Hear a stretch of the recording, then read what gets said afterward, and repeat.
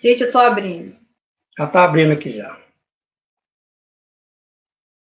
Já tá. Pode começar a falar.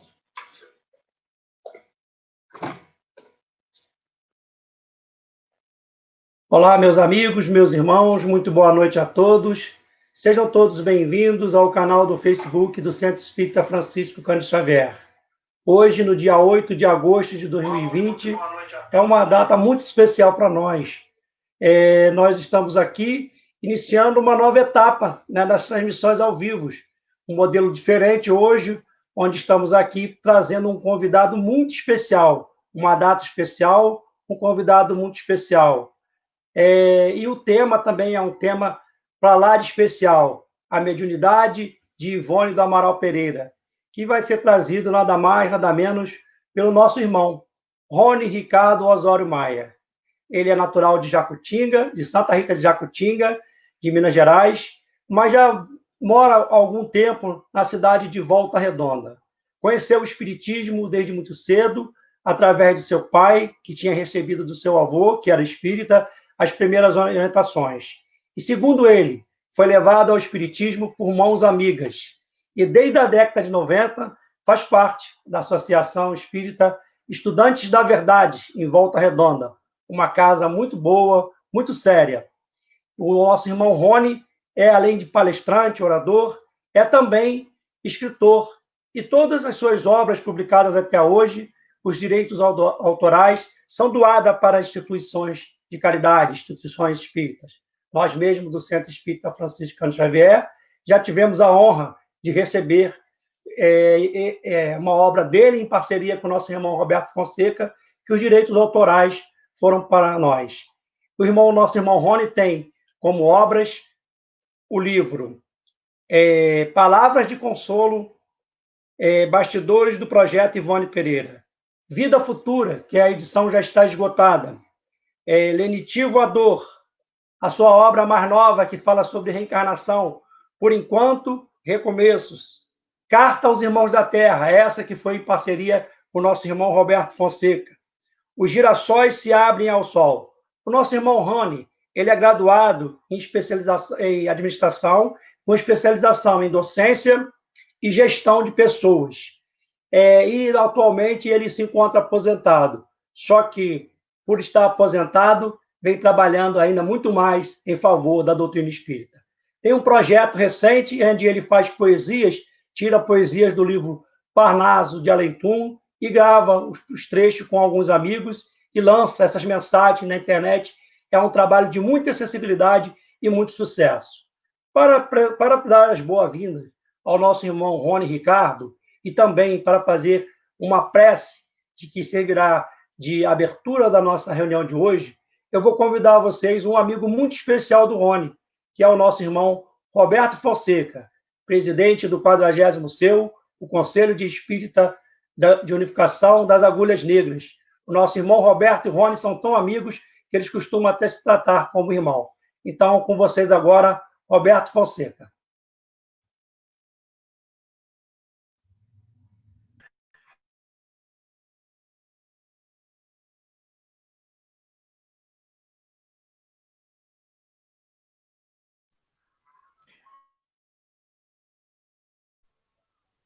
Boa noite a todos, que a paz do nosso Mestre Jesus esteja conosco, amparando e conduzindo nesses momentos. A gente vai fazer a prece de abertura, depois eu vou oferecer algumas palavras sobre o nosso irmão Rony.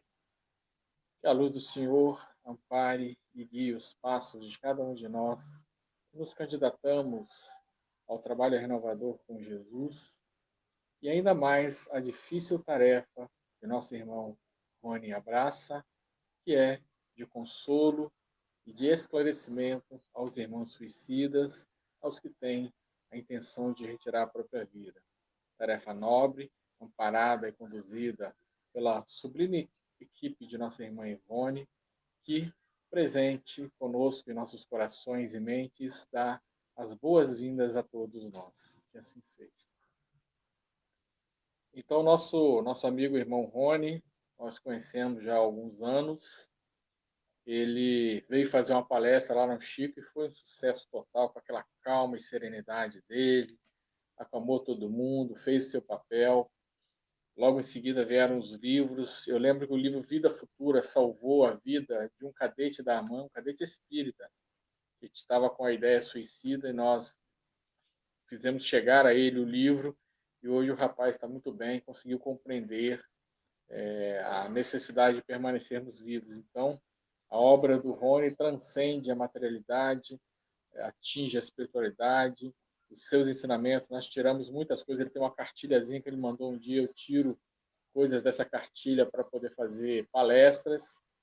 E é isso, o Rony é um grande amigo, um grande irmão, e que está fazendo um excelente trabalho. Eu acho que ainda virão outras obras em conjunto com ele. Rony, está contigo.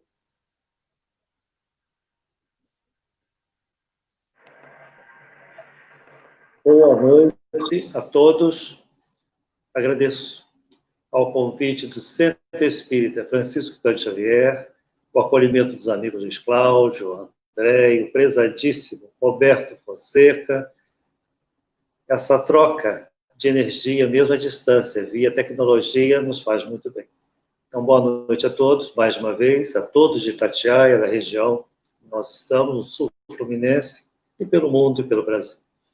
Então, a proposta dessa noite é trazer a divulgação sobre a mediunidade de Ivone do Amaral Pereira. Esta tarefeira, médium, compromissada a pedido do alto, em sua programação reencarnatória, que se cumpriu em 24 de dezembro de 1900. Chegou, então, para cumprir o que estava designado pelo plano espiritual superior. Então, ela nasceu lá na vila chamada Santa Teresa de Valença, hoje, atual Rio das Flores. E sua mediunidade, nós vamos trazer no decorrer da nossa exposição, cumpriu em vários aspectos, não foi só num campo, só num segmento. Foi desenvolvido, como ela nos diz em seus relatos, no livro Recordações da Mediunidade, ela nasceu médium, desenvolvido. E diz mais, uma mediunidade reparadora, para cumprir e resgatar faltas, erros, enganos de vidas passadas, em consequência disso tudo, servindo como intermediário dos espíritos para acalmar, curar, ajudar irmãos nossos em peregrinações dolorosas no planeta Terra e também do espaço, os espíritos do além. Então, Ivone, desde pequenina, nós vamos trazer uma história emocionante como prova de seu sacerdócio, firmado no plano espiritual superior, quando em 23 de janeiro de 1901, ela apenas com alguns dias, nem os 30 dias completos, nem o mês completo de vida, 29 dias, ela com um súbito acesso de tosse, ficou desacordada. Ela experimentava, já naqueles dias de nascida, o que aconteceria ainda mais em sua vida adulta, a letargia, que é a morte aparente, que é um processo no qual o corpo fica rocheado, paralisado em partes localizadas e sem recursos. Na época, principalmente início do século XX, dava a pessoa como morta. E foi até chamado, na época, o farmacêutico para acompanhar, e aquela expressão muito nossa, mineira, do interior, ela estava desenganada. Havia realmente partido, desencarnado na nossa linguagem espírita, não tinha mais nada. Mas sua mãe, Dona Elizabeth do Amaral Pereira, com muita fé, pediu a todos um templo que não a sepultasse. Foi preparado o óbito, o caixãozinho pequeno, para o anjinho, como se diz na linguagem do interior, na linguagem católica, com véu, a grinalda toda arrumada, para que ela então fosse sepultada.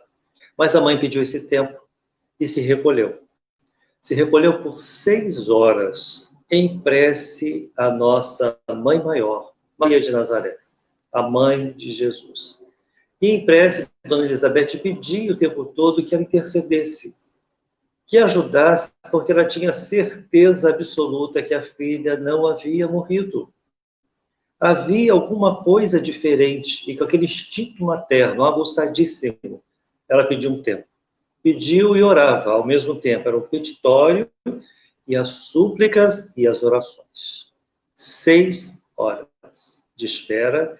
Ela se recolhe e pede mais um tempo. Então, 1 hora de prece ininterrupta, ela volta para o quarto. Como que inspirada, ela vai e toca aquele corpinho inerte sobre já o pequenino caixão. E nisso que ela passa as mãos, como um passe, ela tocou a grinalda, que estava com uma coroinha de rosas. E nisso que ela passa, dá um repuxão no véuzinho de filó pequenino, e os espinhos daquelas rosas machucaram a cabecinha de Ivone, que dá um grito, e ela levanta imediatamente Ivone do berço. Ivone, então, ressurge, reanima-se, ganha impulso. Como se diz, ela voltou, então, à vida física, retornou, despertou. E aí, inclusive, ela registrou essa peça no livro Recordações da Mediunidade. Toda a sua infância, Dona Elizabeth dizia que ela pertencia a Maria, pelo grande bem que fizera, dando-lhe a oportunidade, então, dela reviver, restaurada, com as forças vitais em ordem, para cumprir, então, todo o seu momento de vida, que seria um total de 83 anos.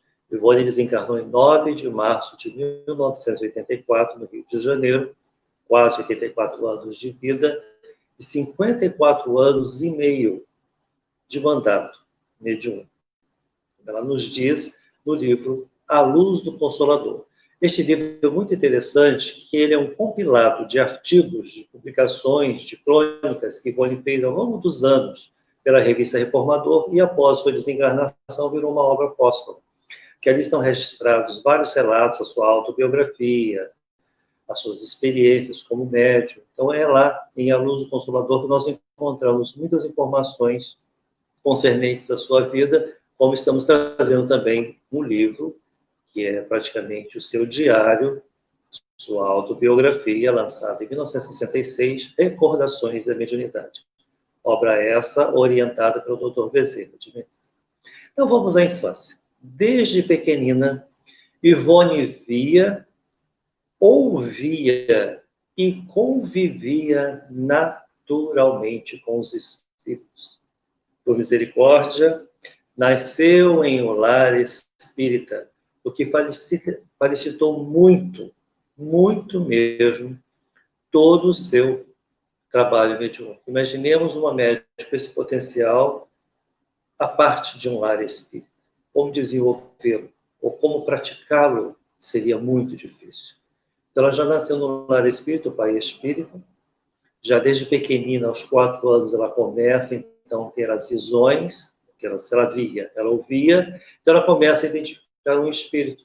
E isso causou muito problema, porque ela dizia, seu pai, Manuel José Pereira, você não é meu pai. Meu pai é esse outro que está aqui, era Charles.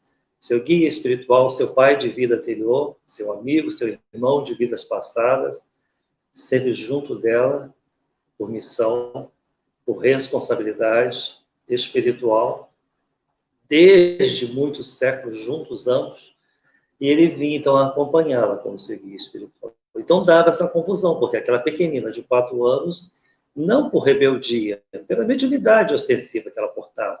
Então ela identificava Charles como seu pai, de cartola, de fraco, de trajes de época, e Simanuel ficava bravo com ela, a recriminava, mesmo espírita, porque não entendia muito aquele posicionamento da garotinha, que indicava o outro que era o seu pai. Na realidade, fora, passado. Mas ali naquele momento, o assunto ficava muito complicado para entender. E aí outro espírito também se manifestou, para nós vermos o trabalho bonito que ela recebeu, o merecimento desses espíritos também que a acompanhariam. Dr. Adolfo Bezerra de Menezes, seu outro querido pai de vida passada, amigo e grande tutor para sua tutelada Ivone. Então, Charles e Dr. Bezerra de Menezes, um em cada lado. Charles, de uma maneira mais ostensiva, mais cotidianamente, como seu conselheiro, mentor, aquele que escreveria os livros, que acompanharia todo o seu trabalho mediúnico, mas o Dr. Bezerra também. Não à parte, mas mais nos momentos de maior necessidade ele se manifesta. E um terceiro espírito também se manifestou. Esse já causava apreensão, nervosismo na garota, que vai crescendo, espírita, lendo os livros espíritas, entenderam como obsessão. Era Roberto de Canalejas, seu grande amor do passado, marido da vida anterior, que a procurava não para obsediá-la, nem tampouco atormentá-la, muito pelo contrário, por amá-la e para acompanhá-la. Porém, o pai sempre viajando de cidades em cidades, era um funcionário público, então nós vamos dar um salto no tempo e vamos começar então a mostrar as cidades por onde ela passou e seu trabalho na mediunidade. Então eles vieram morar aqui próximo de nós, eu estou em Volta Redonda, vieram morar no ano de 1914 em Barra Mansa.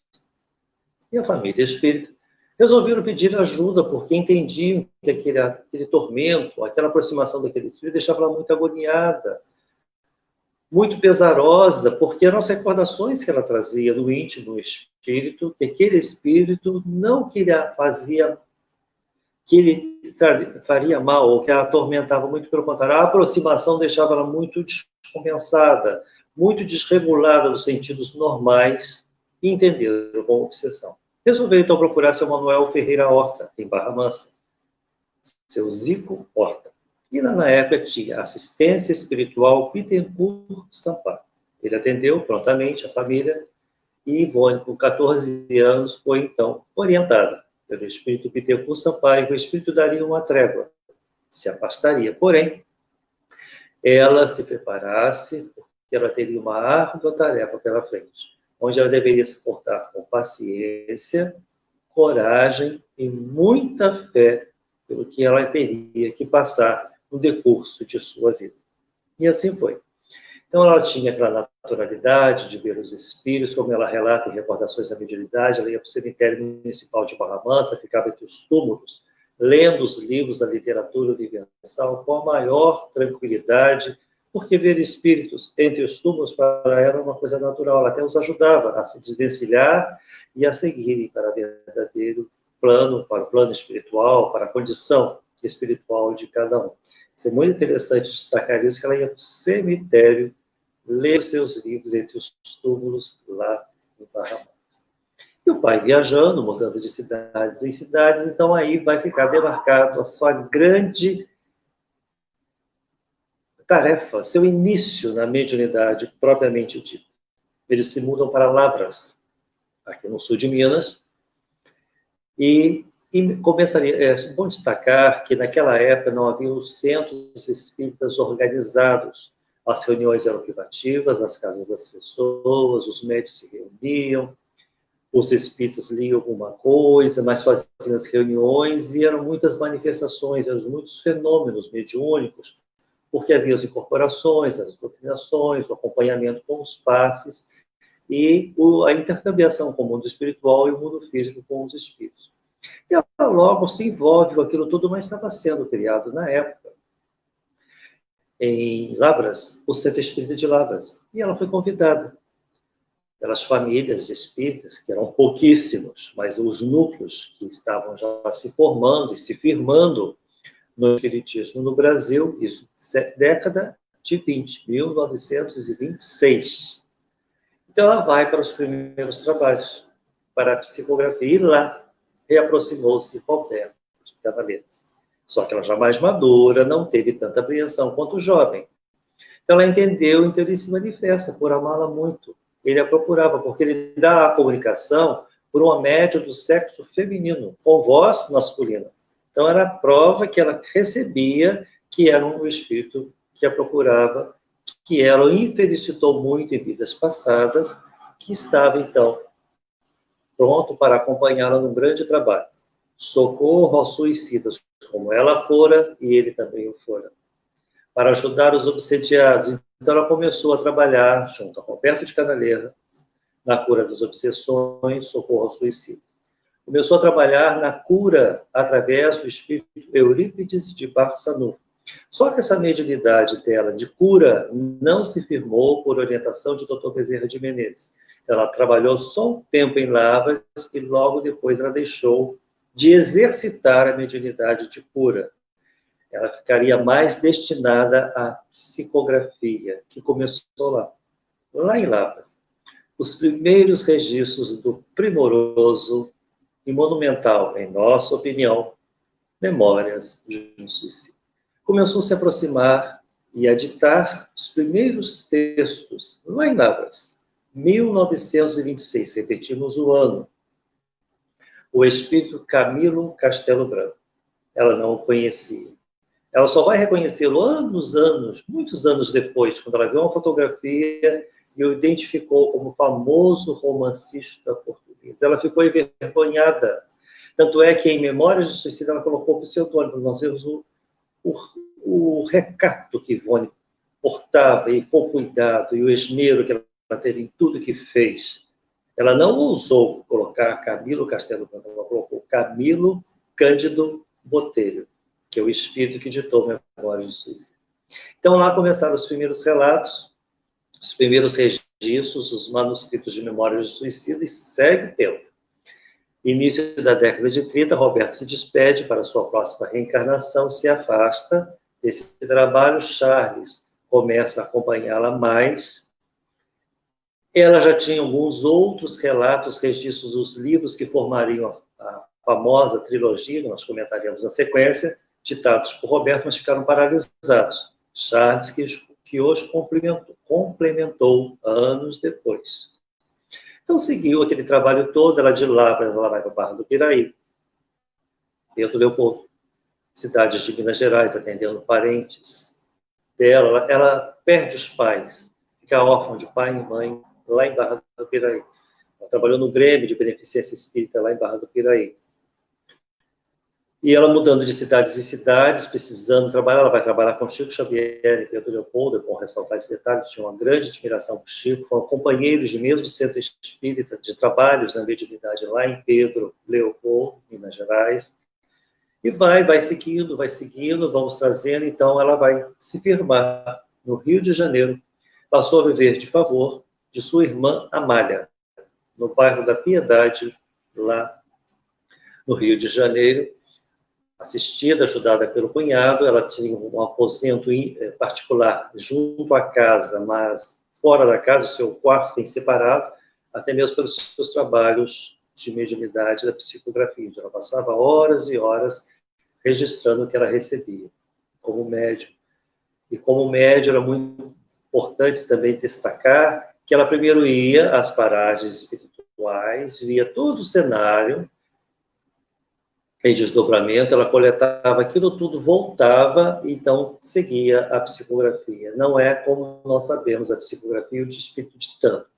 Ela primeiro fazia a coleta de dados, depois voltava e ele seguia dias e dias registrando tudo que ela já havia absorvido das suas histórias, de suas vidas passadas ou dos próprios romances que vieram na sequência. São 12 livros pela coleção Ivone Pereira.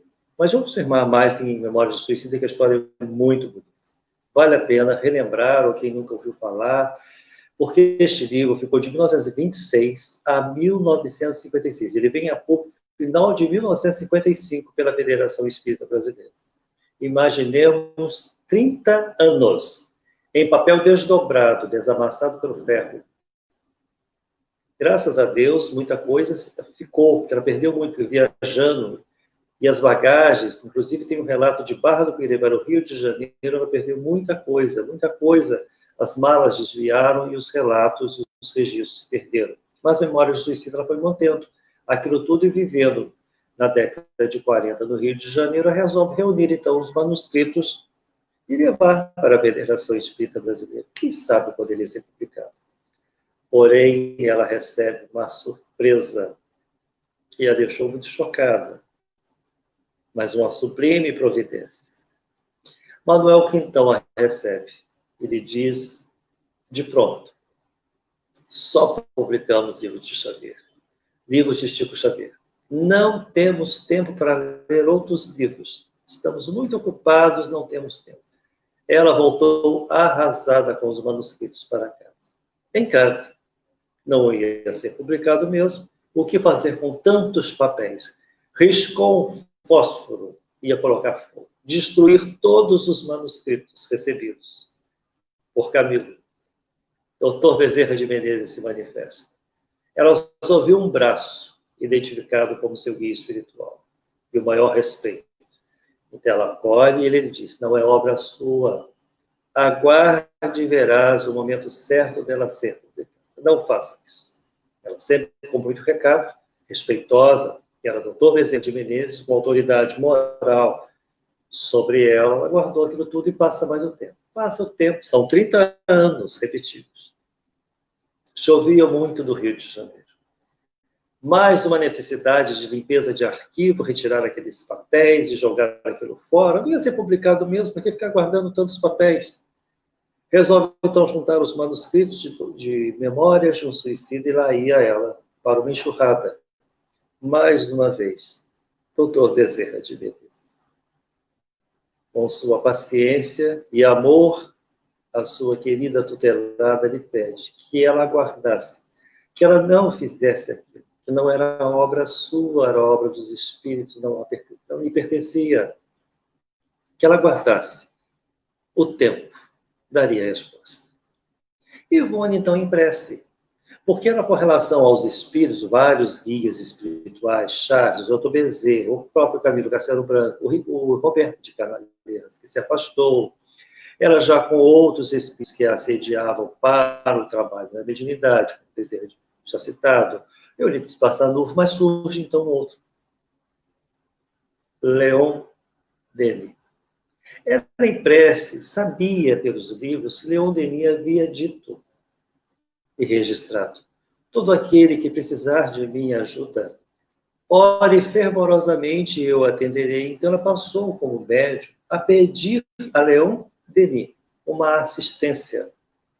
Leon Denis, então, se aproxima e diz a ela, vamos revisar Memórias de um Suicida. Isso era no final da década de 40. Quem já leu ou lerá Memórias de um Suicida, perceberá que lá no final do livro mostra que o autor, Camilo Castelo Branco, preparou sua reencarnação. Ele reencarnou, segundo os relatos, pela sequência da obra no final da década de 40. Então, Leon Denis assumiu a revisão de Memórias de um Suicida. Por isso, relembramos Manuel Quintão, e ela diz isso, relatou isso para nós, que ele foi inspirado. E se publicado, a obra não teria o efeito, ela não estava pronta. Ela estava romanceada, mas não com os aspectos doutrinários, fidelizada a Allan Kardec. Então vem Leon Denis, faz toda a revisão, todo o acabamento necessário em Memórias de um Suicida para aí sim, início da década de 50, já com mais amizade na Federação Espírita Brasileira do Rio de Janeiro, frequentadora assídua, com amizade com os dirigentes, então ela leva novamente os manuscritos para ser reapresentado com um detalhe. Ela ganhou a máquina de datilografia de seu sobrinho, para aquilo tudo ser datilografado e apresentado no ano de 1955, e na sequência o livro foi publicado em 1955 e é mais contado por muitos em 1956, porque foi finalzinho de 55 e início de 56 vem a público o Memórias de um Suicida. Não foi a sua primeira obra. Então, vou pedir só permissão para relembrar as obras, e é bom ter uma cola para não sermos relapsos com alguma obra. A primeira obra foi Nas Telas do Infinito, onde nós temos a novela de Camilo Castelo Branco e o conto de Dr. Bezerra de Menezes, neste livro.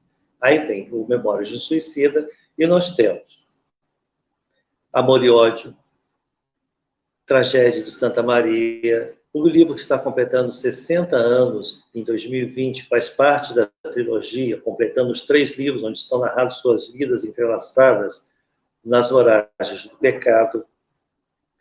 O muito bom, da década de 60 também, Ressurreição e Vida, porque são relatos da Rússia, pelo espírito Leon Tolstói. Aí vem o Devassando Invisível, Recordações da Mediunidade, tanto Devassando quanto Recordações são relatos de sua experiência na mediunidade. o que ela passou como médium, o que ela experimentou nos seus desdobramentos. Ela nos relata tanto um, tanto o outro. Seus vários capítulos. Muito interessante. Dramas da Obsessão, maravilhoso. É um tratado a respeito da misericórdia do alto, quando falanges de obsessores queriam reaver dívidas antigas com o grupo português.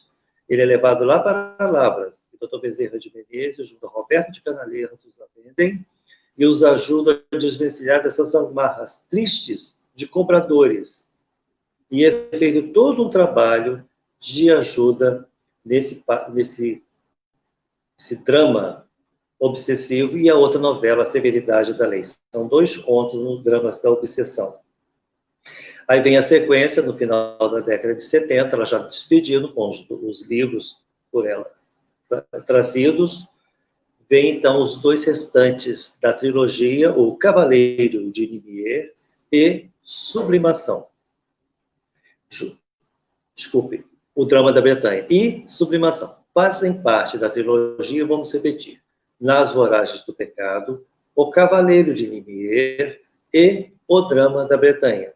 Em Nas Voragens do Pecado, ela é Ruth Carolina de La Chapelle, envolvida com a família de protestantes. O Dr. Bezerra de Menezes é o seu pai, é o Carlos Felipe, e Charles é o Carlos Felipe I, o seu irmão.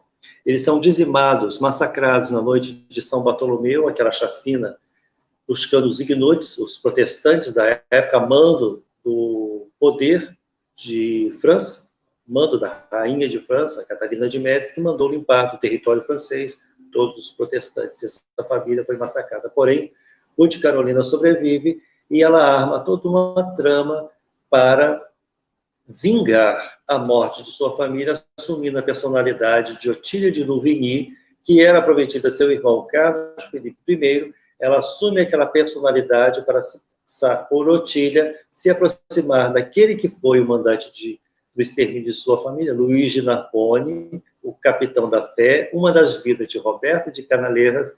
Então ela faz toda uma trama, só que eles se apaixonam, que são almas afins, mesmo com aquele todo amor, ela se vinga entregando-o para a rainha como desertor. É um romance maravilhoso que sintetizamos para causar vontade nas pessoas que possam ler esse maravilhoso Nas Voragens do Pecado.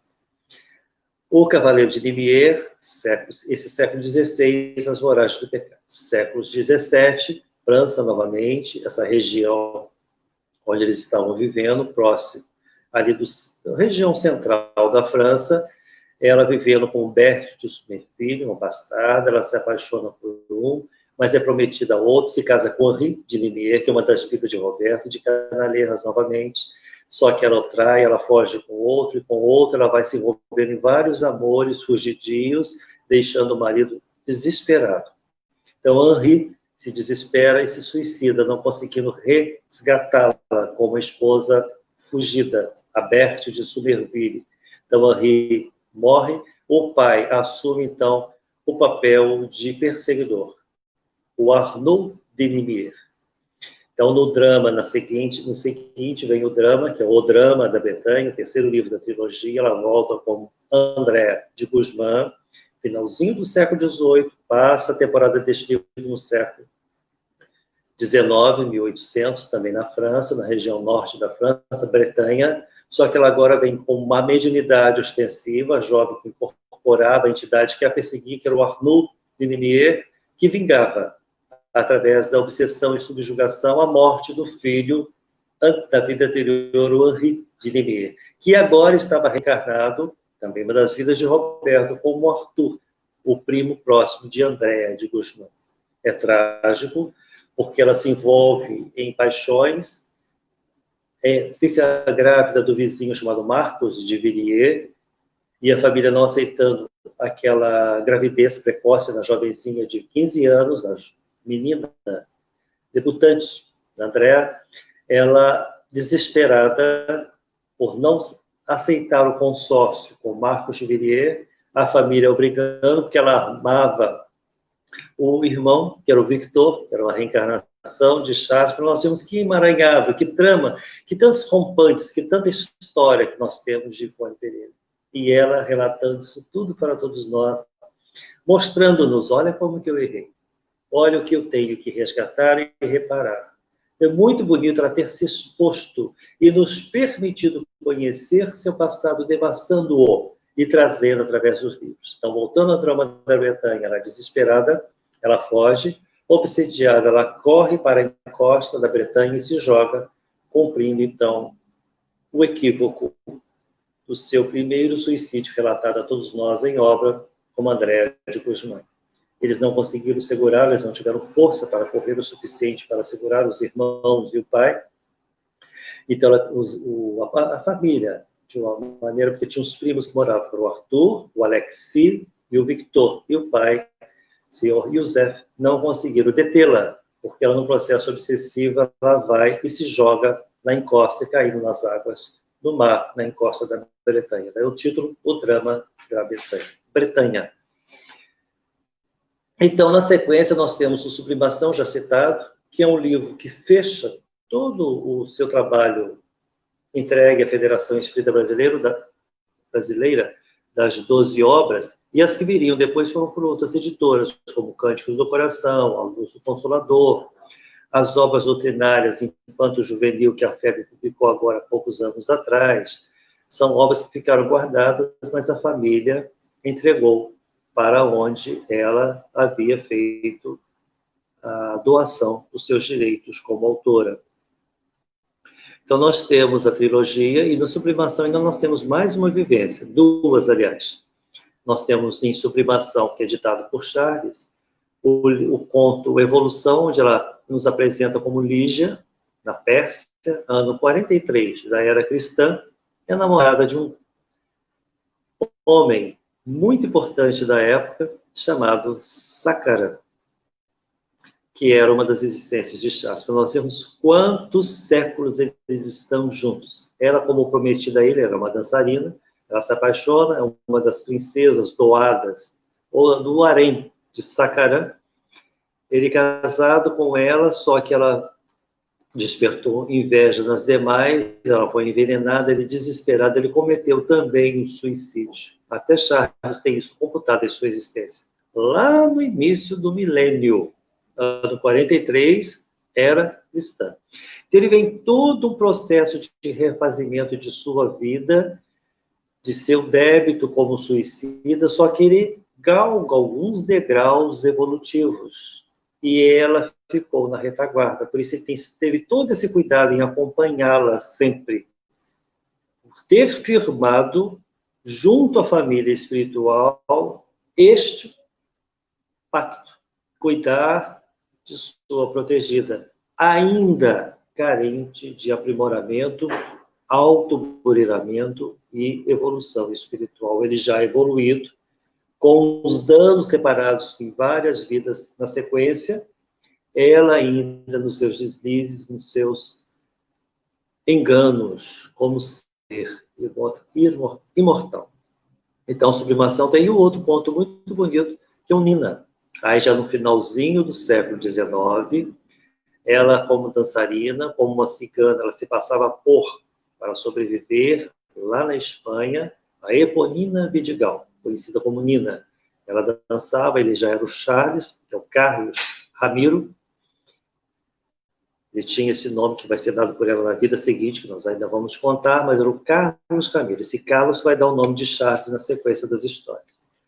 E ela é guardada por ele, ajudada por ele, só que inspira ciúme na esposa dele, da futura esposa, aliás, que era noiva, Constância de Vilares. Eles colocam a porta fora do palácio, que ela era cuidada por Charles, como uma desertada, uma órfã, que vagava pelas ruas e dançava para angariar fundos. Carlos a acolhe, Carlos Ramiro, só que ela morreu, porque ele se afasta para trabalhar, e eles colocaram a porta fora como indigente. Ela morre de tuberculose, mas pede em espírito para voltar, como filha do casal, Carlos Ramiro e Constância de Vilares. Nós estamos citando Charles, que aí nós não temos esse relato, até então não, mas agora sim. Foi permitido pelo alto.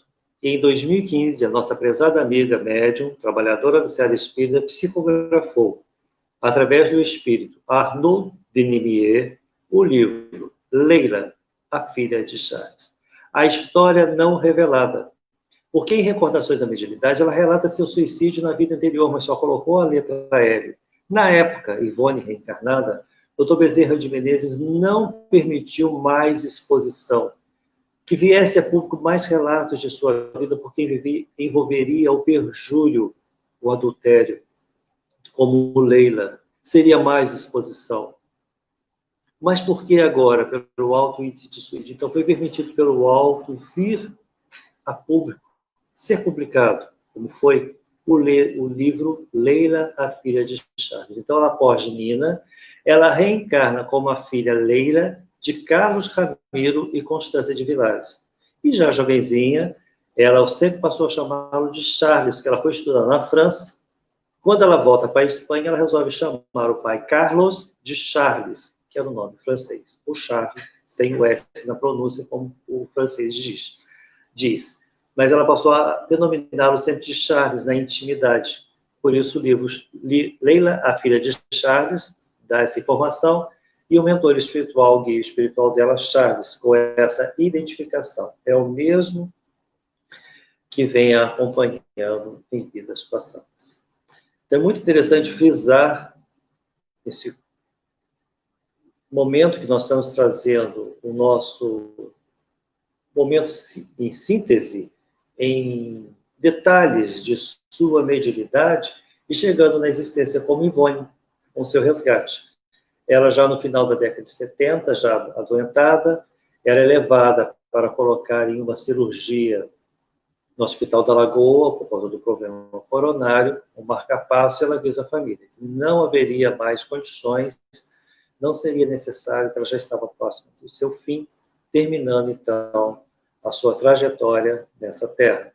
Então, realmente aconteceu, ela, na cirurgia, ela não sobreviveu, desencarnou, retornando à pátria espiritual, e conforme relato, nos próprios livros, e no livro do Sr. Augusto Marques de Freitas, Voo de uma Alma, ela já em espírito emancipado, libertado do seu corpo físico, ela acompanhou todo o seu velório, e tão logo teve condições, lá naquele março de 1974, ela começou a a relatar mensagens de agradecimento à Terra, através de médiuns, e logo surgiram instituições, centros espíritas com o seu nome.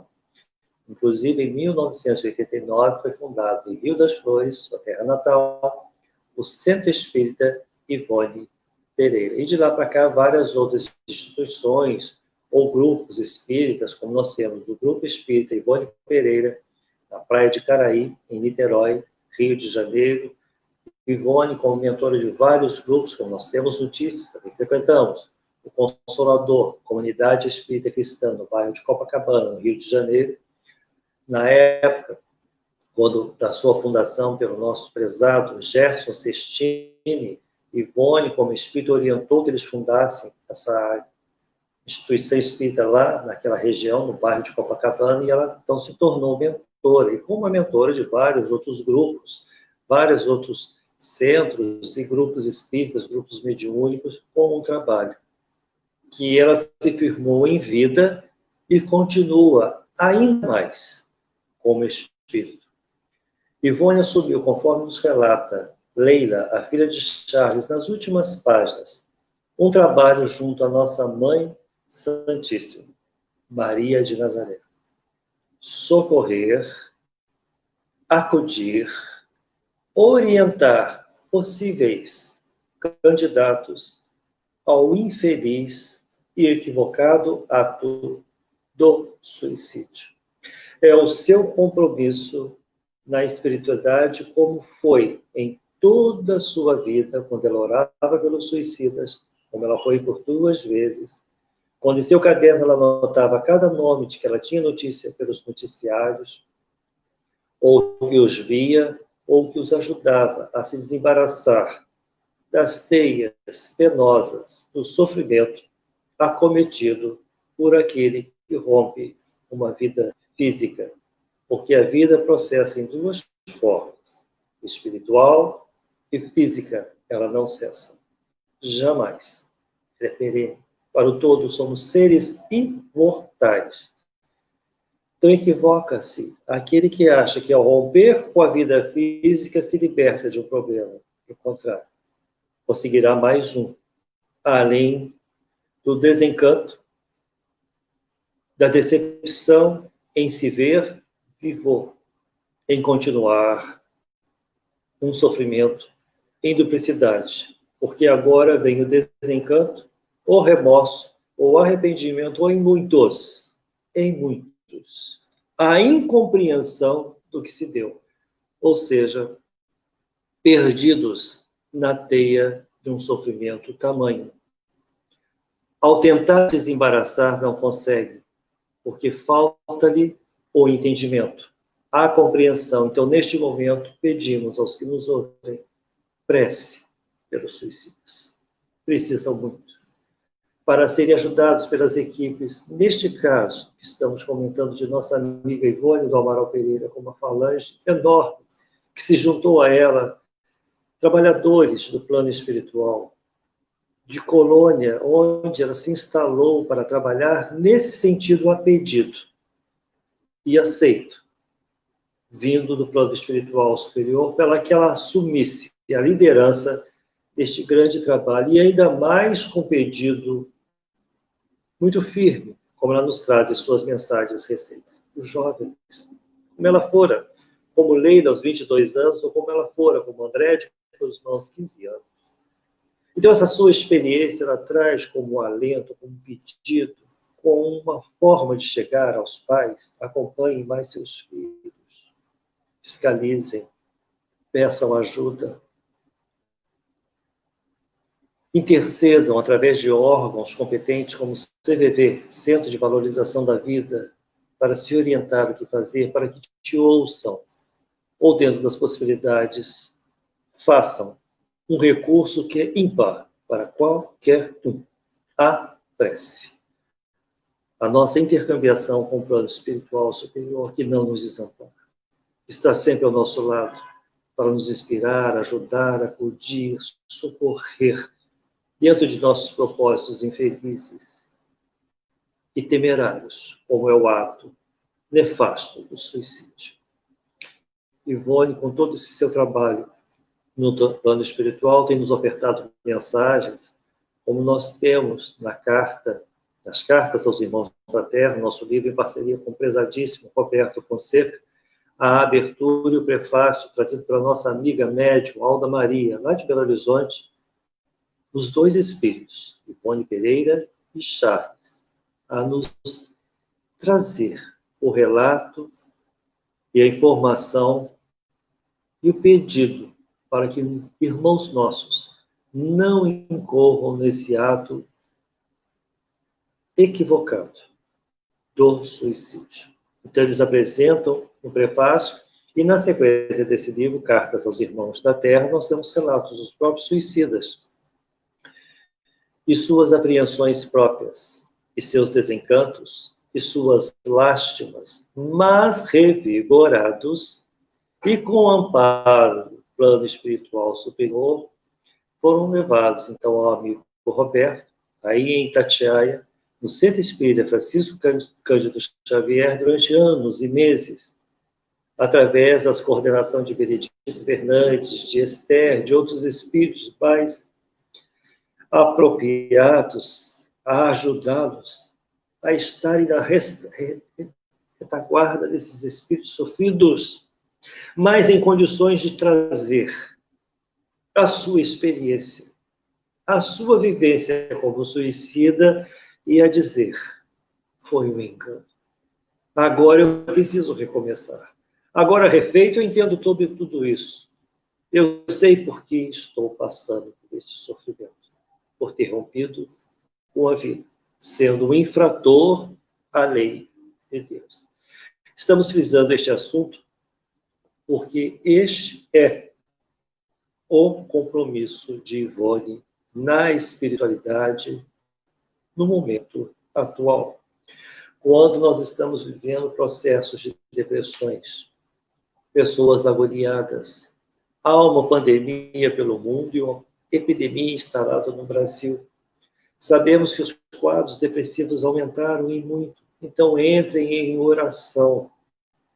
Peçam, clamem silenciosamente em seus momentos íntimos a Deus, a Jesus, a nossa Mãe Santíssima, Mãe piedosa dessa humanidade, governadora espiritual do Hospital Maria de Nazaré, instalado na nossa região espiritual de Brasil, Portugal, Espanha, para acudir, pelo menos na nossa área de cá, os suicidas. Então, a oração contínua, permanente, leitura edificante, buscar se envolver e se entreter com assuntos que lhe dá uma segurança espiritual, moral para o ato do momento, para o pensamento ser desviado. Então, é se fortalecer, pedir e se vigiar dentro deste momento que estamos passando. Temos notícias de amigos nossos que estão em processos dolorosos, em depressão. Não está fácil para ninguém neste momento. As apreensões são tamanhas, sabemos disso, mas a nossa fé não pode ser abalada. Precisamos nos guarnecer nos nossos propósitos, como cristãos espíritas e seguidores do Cristo. Deixar mais o nosso mundo para um propósito, pedir, entender, ficar um pouco mais favorável às impressões dos amigos espirituais, ou seja, nos tornarmos receptivos.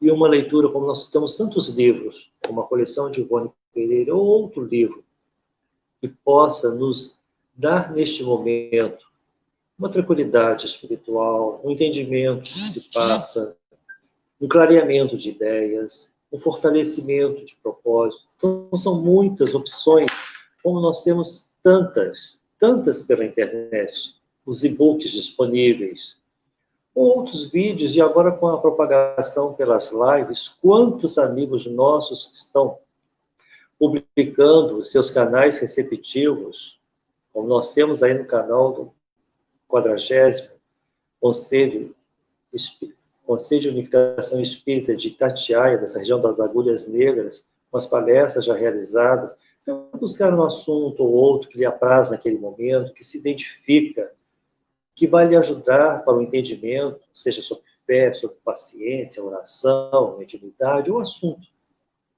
Outro assunto que o seu pensamento possa se atrelar e isso lhe ajudar em refazer, em restaurar as energias espirituais e morais. É o nosso recado em termos do que absorvemos nesses anos todos do nosso trabalho de prevenção do suicídio, ou nos relatos próximos a nós, as pessoas que vinham desabafar, a maioria dos casos relatados é um processo obsessivo. Para afastar os maus pensamentos, é a oração, é a vigilância, é se guardar com uma boa leitura. Recorra a um versículo da Bíblia, ao Evangelho segundo o Espiritismo, se tiver em sua residência, mas se não, outro livro que tenha um embasamento moral e religioso respaldado e chancelado por um órgão competente. Ou então, a sua prece no coração, falando Deus, com sinceridade já estamos orando. E o que vale é o pensamento puro, livre de interferência e com sinceridade para o propósito que se quer atingir. Então, conforme nossa amiga de todas as horas, Ivone do Amaral Pereira, nos deixou em suas obras, em suas experiências, em suas andanças por cidades que ela passava, e seus testemunhos pela mediunidade, a maioria dos quadros dolorosos que ela podia, ela atendia, ou interferia como médium, ajudou tantos.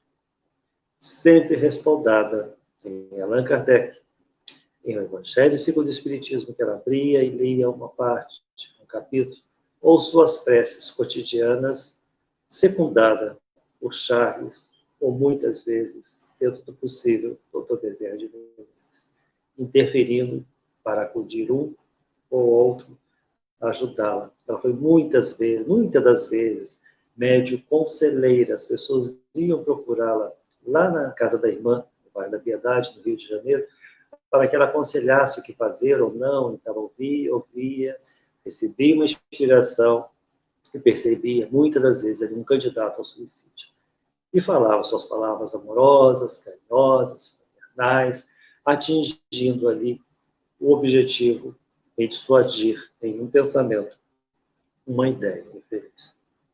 Então, Ivone do Amaral Pereira é um exemplo que não gostava de holofotes, de se apresentar, de aparecer em público, sempre muito recatada, arredia das exposições, não gostava de ser comparada com Chico Xavier, fazia tudo com muita discrição, sempre à parte de colocar seu nome em destaque, cargos em centros espíritas, trabalhou muito, muito tempo mesmo em seus aposentos, e ali ela fazia o receituário, as orientações doutrinárias, os recados das pessoas que pediam, a sua psicografia, seus livros, e assim ela foi fazendo todo o seu trabalho que hoje é conhecida por muitos, infelizmente esquecida de outros que não ouviram falar, não sabem, essa grande tarefeira do Cristo, silenciosa, como dizem, uma heroína silenciosa, como disse Chico Xavier, mas trabalhadora em prol de uma doutrina espírita que ela abraçou e sempre fiel aos postulados de Allan Kardec. Sem mudar, sem aumentar, sem diminuir, seguindo à risca o que os espíritos deixaram como orientações através de Kardec, e ela, logicamente, inspirada e orientada pelos seus guias espirituais com a melhor maneira de fazer. Então, nós vamos concluir com um texto muito bonito que ela deixou em vida, então é de cunho autoral de Ivone, que ela nos diz, então, como foi o seu sacerdócio mediúnico, como que ela cumpriu tudo isso.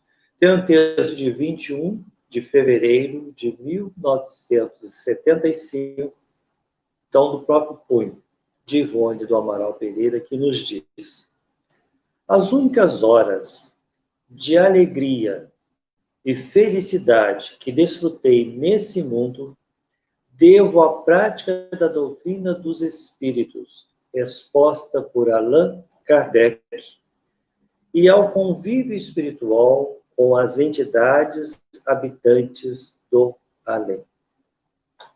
O mundo nada me concedeu, a não ser um ensejo para resgatar antigas faltas.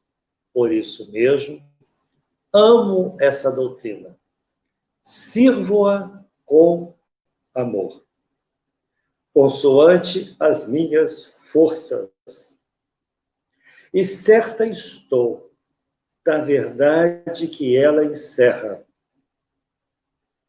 pois o além tem-me concedido tesouros morais, espirituais, inalienáveis. Desculpem, inavaliáveis. Então, vamos repetir essa última frase, que é muito bonita. Pois o além tem-me concedido tesouros morais e espirituais inavaliáveis. Aquele médium que se colocou a postos a servir, a reparar, a resgatar, como ela própria diz para todos nós nos seus relatos, e podemos resumir da seguinte maneira: mediunidade não é favor, não é castigo, é chance de reparo e crescimento espiritual, como a própria vivenciou. E hoje, como espírito, pode liderar uma equipe, uma falange, a serviço da vida, ajudando irmãos nossos que já desencarnaram pelo suicídio a se desembaraçar das peias do desconhecimento, da miséria espiritual que se encontra em desconhecer tudo, e aos poucos sendo despertados com uma palavra, com uma prece, com uma orientação da terra, pelo médium ou pela leitura dos centros espíritas, secundados lá pelo plano espiritual.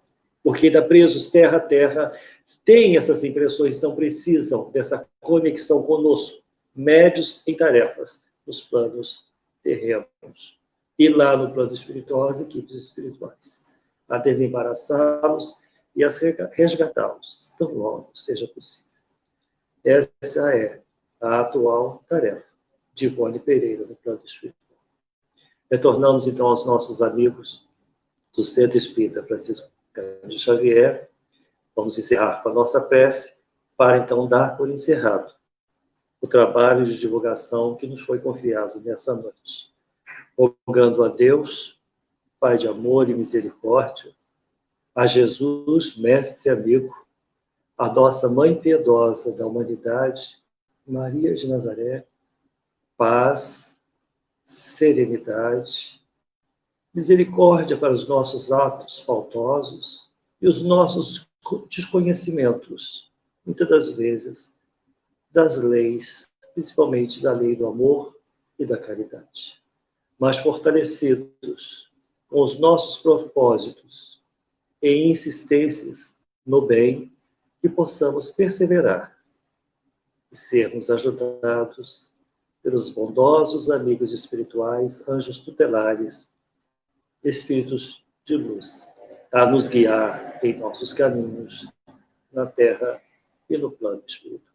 Graças a Deus. Muita paz a todos. O meu agradecimento aos amigos queridos, Cláudio, Roberto Fonseca, André, que coordenaram essa transmissão. Estamos inaugurando um novo recurso e, graças a Deus, o celular funcionou, deu tudo certo, porque sempre somos inspirados nesse sentido. Quando o propósito é o bem, pode seguir, que nada dará errado. Graças a Deus. Retornamos a vocês, então. Rony, parabéns.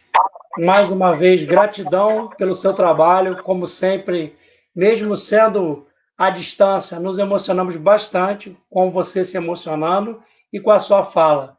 Agradecendo a todos que estiveram conosco até aqui esse momento e aqueles que, como a palestra vai ficar gravada no Facebook do Centro Espírita Francisco Cândido Xavier, oportunamente também terão essa oportunidade de, como nós, se maravilhar com o Rony. Muito bom, Rony, e uma coisa muito importante que a gente aprendeu, né? A amizade, ela deve ser valorizada, e você, meu amigo, é uma pessoa que valoriza muito isso. A gente vê nos seus atos, nos seus gestos, como você valoriza a amizade, e por isso você merece todas as homenagens que fizeram para você em comemoração aos seus 60 anos, e eu desejo que você seja abençoado, iluminado, e que você tenha ainda bastante tempo encarnado, levando essa mensagem, principalmente de consolo e esclarecimento, como tão bem você faz. Vou passar para o Roberto, para ele falar as últimas palavras, e a gente dá por encerrada a live.